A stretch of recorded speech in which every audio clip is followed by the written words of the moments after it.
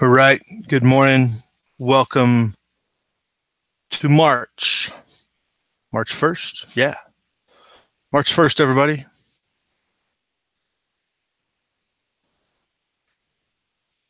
I don't know how much I'm going to struggle with this broadcast. I've got a bad stream, which matches, I guess, yesterday's. I don't know.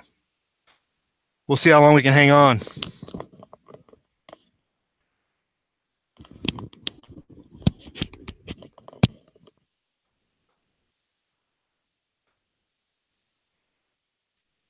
So Trump is coming for your guns. Who thought you'd ever say that?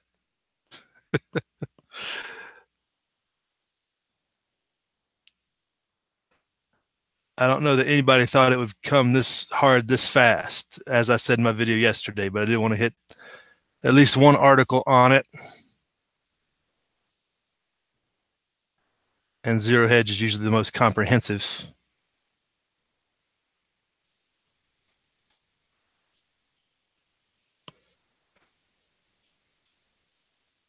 But the the update on top is U.S. Senator Republican Nebraska Ben Sasse, a member of the Senate Judiciary Committee, issued the following statement regarding President Trump's statement. This is good. Voted for the wrong dude. Or I shouldn't say I did.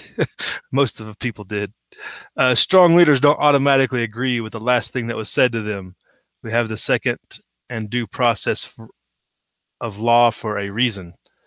We're not ditching any constitutional protections simply because the last person the president talked to today doesn't like them. There you go. That seemed to be the way that went. Totally reactionary and totally off the cuff, as usual.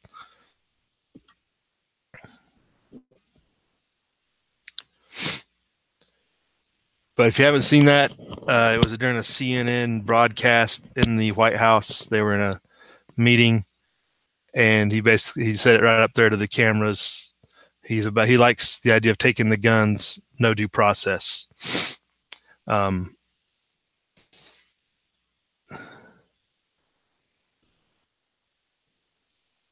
talking about raising the age limit to 21 for all purchases, not just long rifles.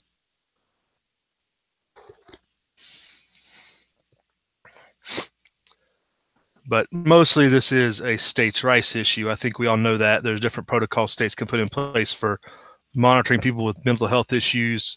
Obviously, there's protocols that sheriff's departments can do and not fail, like Broward County, that would avoid a lot of this fiasco, et cetera, et cetera. But we're under attack. Straight up, it's coming on. Let me go into side chat here. Looks like my stream improved a little bit, so I'm going to try to roll a little quicker. I apologize. There's no cards in the corner. I got this one set up a little bit hastily as I was downloading last night. But we got Poison Stinger rolling in. Wes S. Do not die off camera. What? Cough. Walter Davis is with us. Good morning. Beer Bellied Travelers. Hey, good morning. Hey, good to see you guys. And I like checking you guys out. Anybody that talks about beer while they're traveling is a good channel. Go check them out. if you haven't already. Barry Wood is with us up in the great Northwest, probably getting some snow from the weather I've seen. M. Long is with us. You talking about Trump only had two choices, Poison Stinger?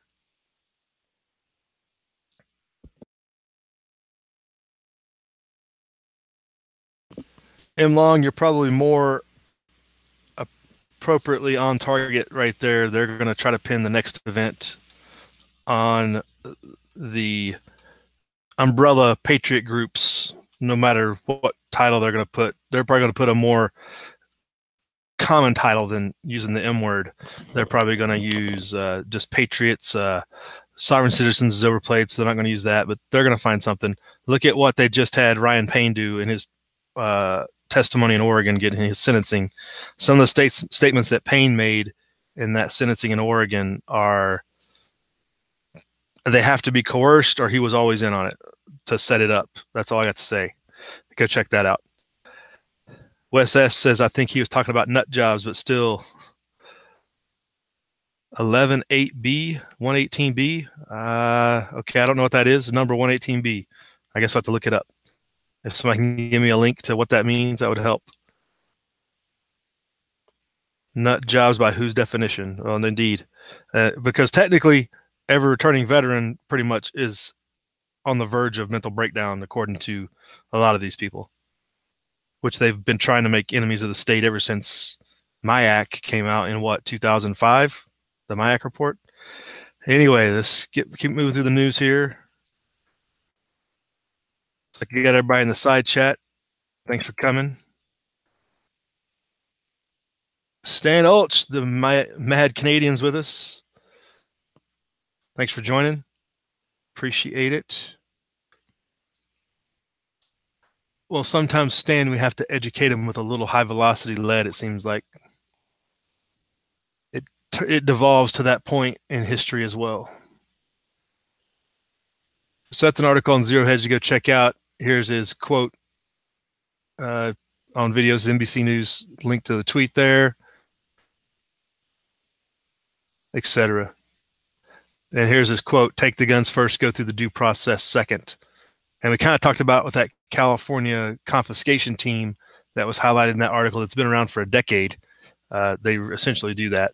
You don't get to defend yourself in a court of law. They just come and say that you've been declared mentally incompetent and take your stuff.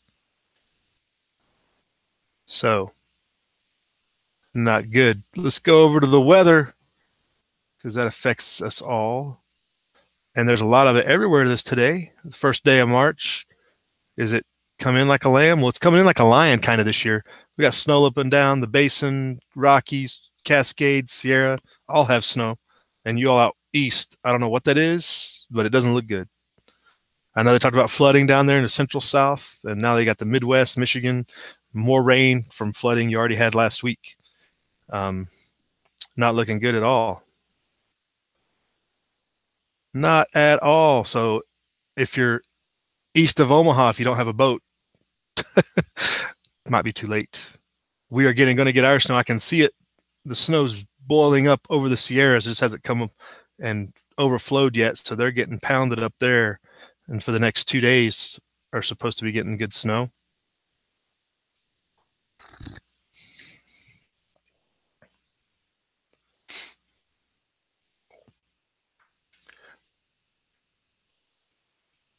But the biggest storm, they're still talking about how this East Coast storm is going to, that's what's bringing in all that liquid out there that you see, that big green blob. So coastal flooding, up to 4 inches of rainfall, 1 to 2 feet of snow. I imagine that's Vermont, New Hampshire, Catskill, or upstate New York, all that good, all the normal places. Mostly for the Northeast. So M. Long, you might be doing some plow jobs for the next couple of days, week. Coastal tides, wet snow, there you go, into the Great Lakes and interior, what they call the interior of the Northeast. It's a new term to me. That's what's pumping all that water out of the Atlantic for you guys. Snowfall, high wind alerts. Okay. Gusts up to 60. Power outages. Power outage predictor. That's a new one. Coastal flooding all along the shores.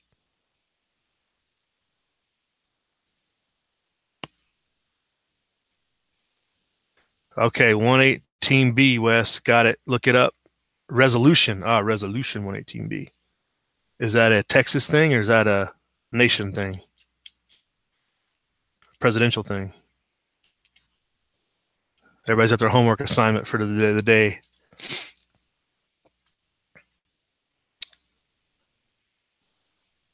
Storm surge guy. We don't even look at that graph. That's too hard to decipher. Rain. There you go. More snow. So that's what you're looking for. That's just tomorrow. And through Saturday, snowfalls. Hey, normal stuff for up there. Nothing crazy, but looks like they do have one place at roughly 2 feet they're calling. So nothing you guys can't handle, right? All right. So that's the winter forecast coming up. Current situation. Go dig out if you have to. Poison Stinger says 3 inches is enough for me. Right, Stinger. Well, you're clear right now. You're supposed to be getting the tail end of this storm that we're getting. You guys want to get if you get we're supposed to get pretty significant storms. So if you get the tail end of that, you're gonna be getting more than 3 inches up there.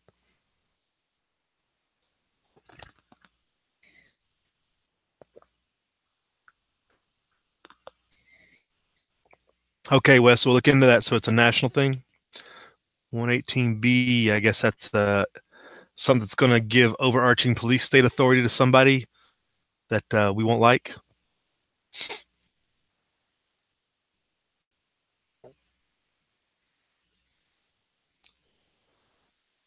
All right, moving on.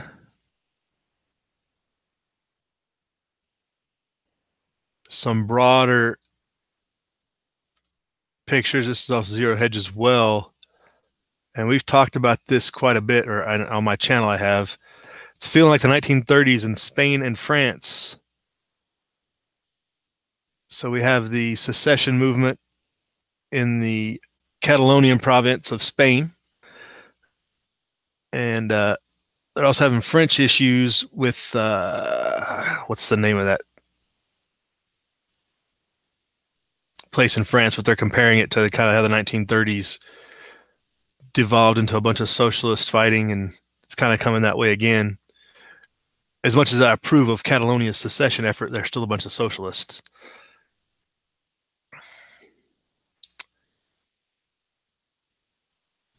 So this is kind of more of the historical perspective. They don't go too much in the day, but it is feeling a lot like that.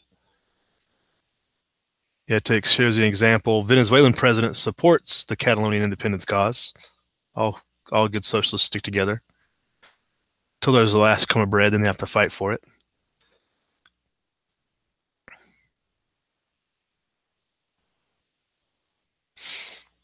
Oh, so I guess they're talking about also people sneaking in and out of France into Catalonia and over the mountains, the Pyrenees, to go back and forth. Is one of the things that links them together.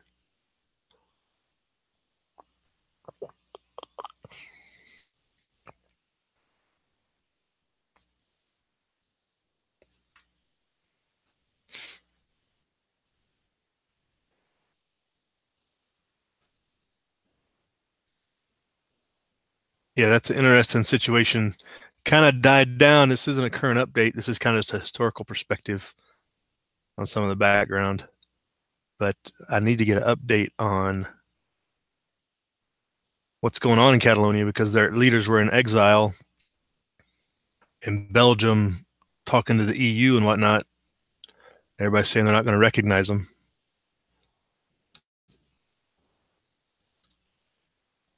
But more probably impactful, they're talking about confiscating land for racial reasons in South Africa. That country is going to fall apart real quick. We covered it a couple weeks ago. Their water is going away. Cape Town is losing its wells and ability to get water, and they're going to have to start. They are rationing. They're talking about stricter rations, and then they're going to go for this.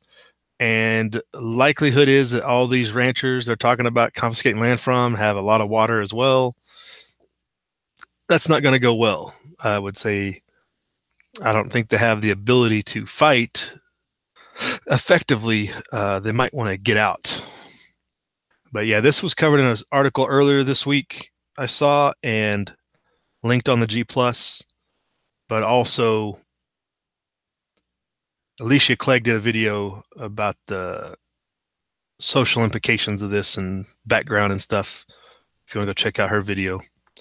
But basically they said it's all about reparations. It's all about payback. And when you get the mob demanding payback, people are going to be killed for sure. Here's a couple quotes. The time for reconciliation is over. Now is the time for justice. We must ensure that we restore the dignity of our people without compensating the criminals who stole our land.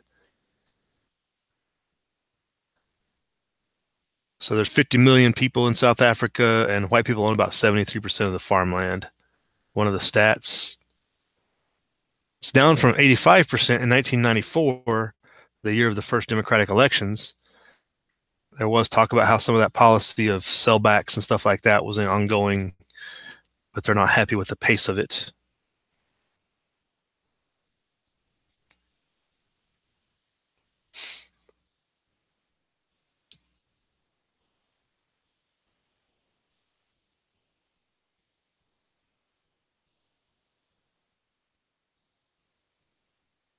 There's a map. So when people talk about reparations, this is probably one of the things you might start hearing over here in the United States. They might start talking about something like that. You never know. But not good.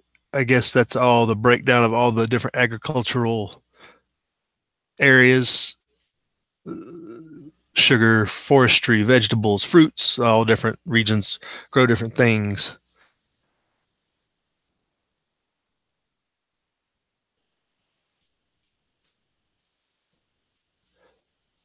And here's the final quote. There is no doubt about it. Land shall be expropriated without compensation. Theft. The government can say without compensation. We call it theft. But there you go. On the fringes of what's going on out there, that could go very bad. Was I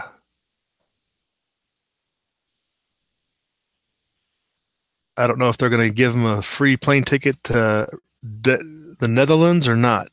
Probably not. All right, we're about halfway through.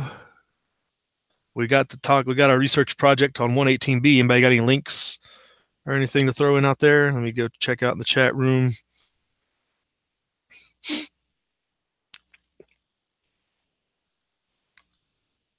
Yeah, Wes S talking. I guess he's talking about that a bit. The law of confiscation, just on the accusation of one person, essentially. Yeah.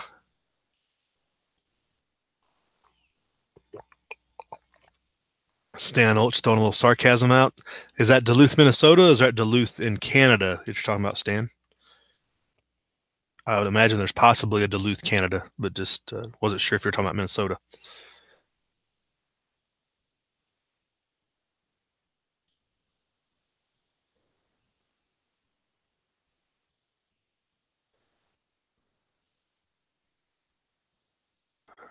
All right, we'll look into that, Wes.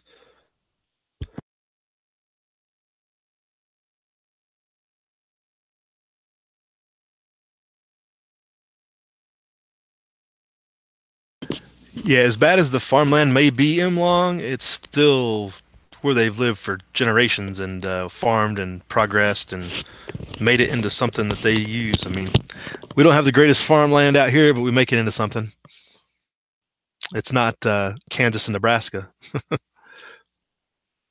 you do what you can to make a living.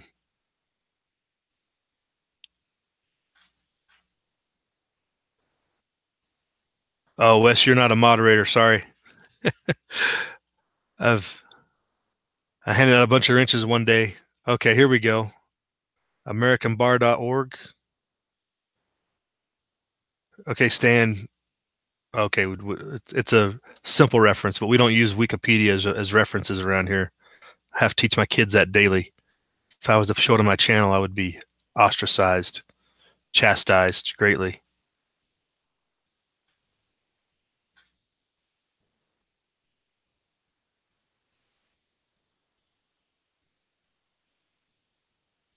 Duluth model. That doesn't come up as a search.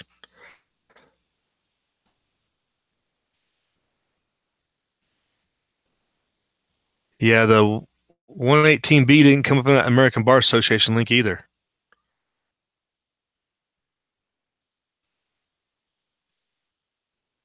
Okay, here we go. Now I got it to come up. Oh, it's from the American Bar Association. All right. Yeah, they got to get a job. Those lawyers got to keep their jobs. That's one way to do it. Lots of golden minerals in South Africa, says Walter. Indeed.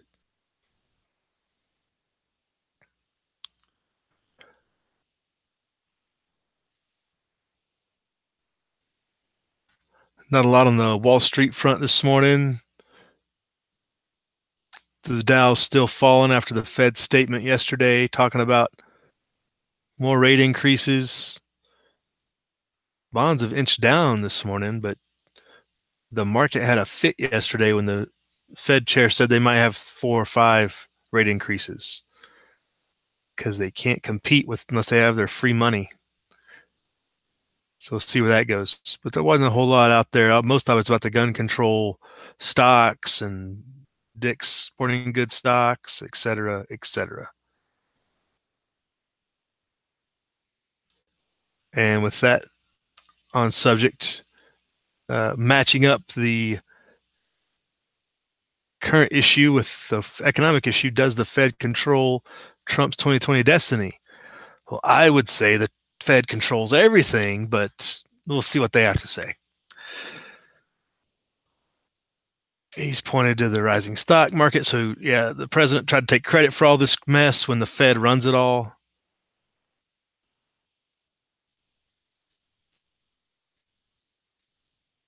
And this came out of Drudge. This link for this, it's in theweek.com. So they talk about the statements yesterday, the Fed raising rates more quickly than expected. Trump announced his plans to run for election already. A little ahead of the curve. If he keeps it up, nobody's carrying his water for him.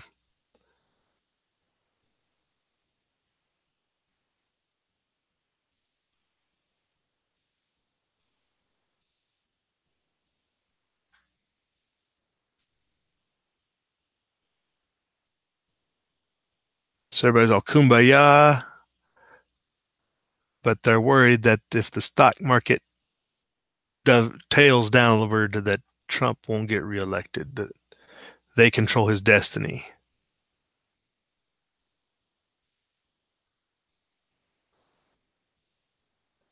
So that's an interesting perspective that most people won't hear about how the Fed's going to control that. And I would say they control it even more than they let on in this article.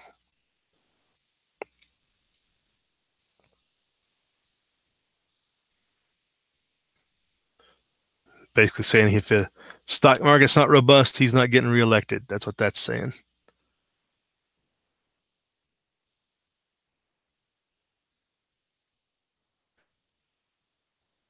All right, going on the side chat. You guys are slowing down a little bit here. Okay, I got this 118B pulled up. We'll pull that up for the last 5 minutes. Give everybody a shot. So it is adopted from the American Bar Association. The joke of the tagline of the American Bar Association, defending liberty, pursuing justice. Yeah, okay. Proposed resolution, final revised resolution. Click over to that. Oh, I guess we should go to the final, huh? Oh, that's the download. I don't want to download this mess. Are you kidding me? Hmm. You guys sent me a bunch of dead links.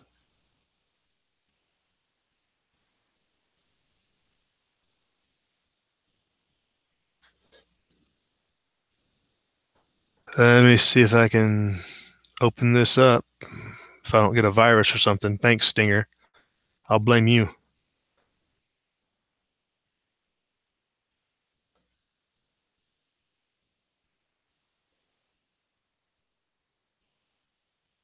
Urges governments to enact statutes, rules, or regulations authorizing courts to issue gun violence restraining orders, including ex parte. And ex parte is what they used against the Bundys.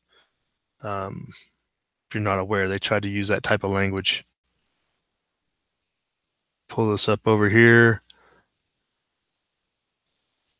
Resolved that the American Bar Association urges state, local, territory, and tribal governments, so places that they're not even tribal governments, okay, to enact statute, rules, or regulations authorizing courts to issue gun violence restraining orders, including ex parte orders, that include at least the following provisions: that a person with documented evidence that another person poses a serious threat to himself. We already have this in Nevada. I know that. If you pose a threat to himself or somebody else, he can petition the court for an order temporarily suspending the respondent's possession of a firearm. That there shall be a verifiable procedure to ensure the surrender of firearms and ammunition pursuant to a court order. That the issuance of the gun violence restraining order shall be reported to appropriate state or federal databases.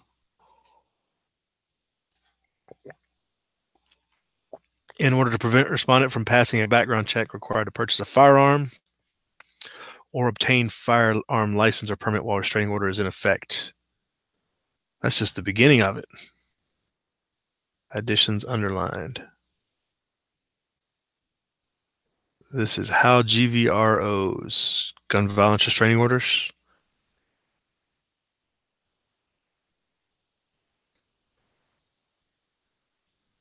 So this is all their excuses of why they're trying to do this. Now, most states have this in place. I'm fairly certain that they have a process for where you can go get somebody's not, you can get somebody declared incompetent mentally for mental illness, for example. And if you have restraining orders in most states, but let's go on down. The effect. What I'm looking for is what kind of evidence are they seeking? What would constitute evidence to show the court?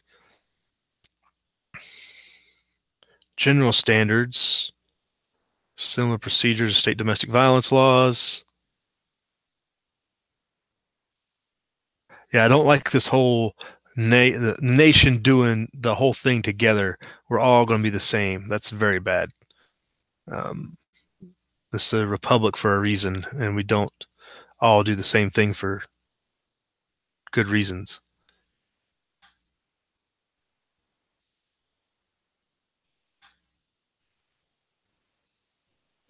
Similar laws in Connecticut, Indiana, and Washington compared to California, they're talking about. Legal challenges.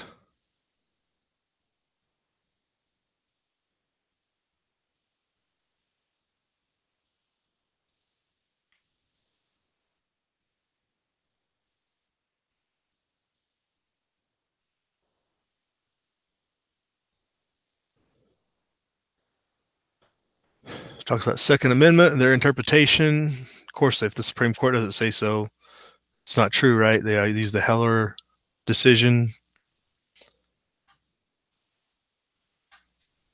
Due process. Procedures for obtaining a GVRO can also be instituted as to satisfy the requirements of due process clause.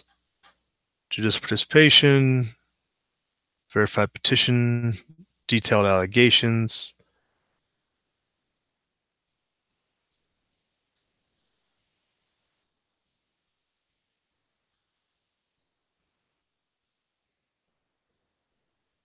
An allegation of risk or of imminent or an irreparable harm based upon personal knowledge of the respondents.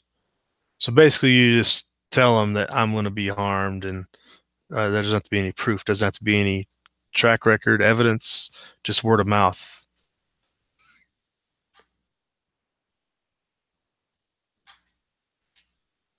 That's it, I guess. Oh, what else you throwing at me, Stinger? It's about time to wrap up. Stinger's throwing links in last minute. I'll pull it up. But yeah, go check that out. That's the American Bar Association. We'll put it in the link in the discussion bar for those afterwards. Why are these links keep coming up? Can't be found. There's something missing on the back end of that link, Stinger. It's not coming up.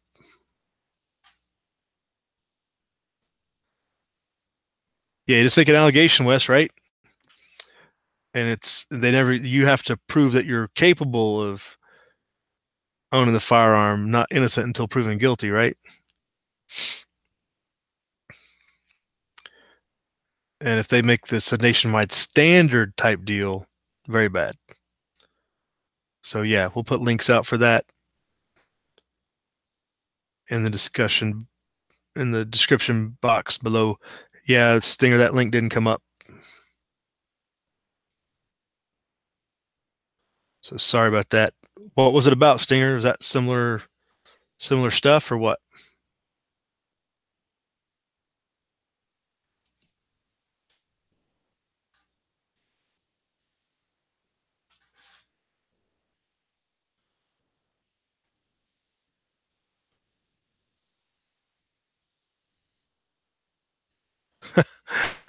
I blame Stinger until proven otherwise, Wes, but the NSA does visit us regularly. Don't worry. We have our resident an NSA guy who drops in every now and then. We have to meet him.